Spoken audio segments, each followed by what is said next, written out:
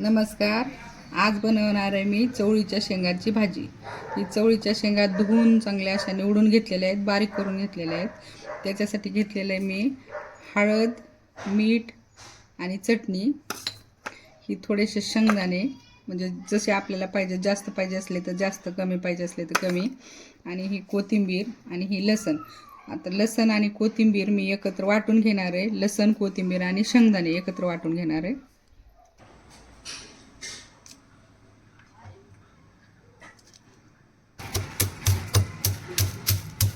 आता ही मी कढई तापत ठेवली होती, त्याच्यामध्ये मी टाकते 1.5 पळी तेल.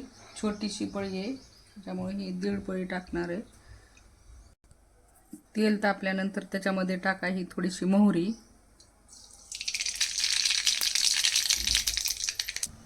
आता मोहरी तडतडल्यानंतर थोडंसं 2-4 लसणाच्या पाकळ्या होत्या, छोट्या करून बारीक केलेल्या आहेत मी, ते टाकून घ्यायच्या.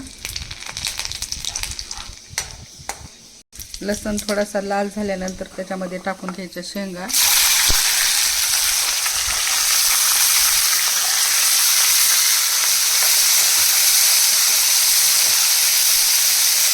आता शेंगा थोड्या परतल्या आहेत आणि त्याच्यामध्ये हे शेंगदाण्याचं कूट टाकायचं.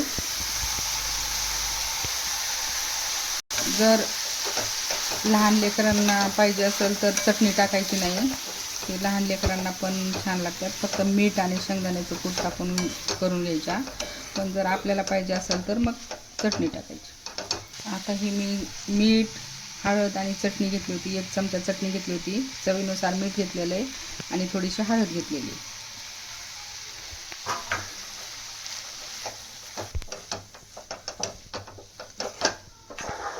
जास्त जर सुकी भाजी करायची असेल तर फक्त एखादा चमचा पाणी टाकून झाकून ठेवलं तरी चालते. पण मला थोडी रस्सा भाजी बनवायची, त्याच्यामुळे मी टाकणार आहे अर्धा ग्लास पाणी.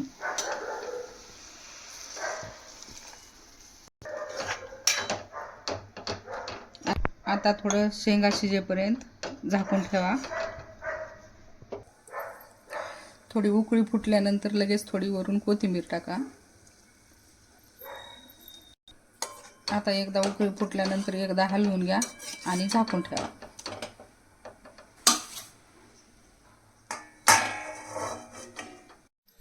आता हे चवळीच्या शेंगाची भाजी तयार आहे. तुम्ही भाकरी किंवा पोळी बरोबर खाऊ शकता.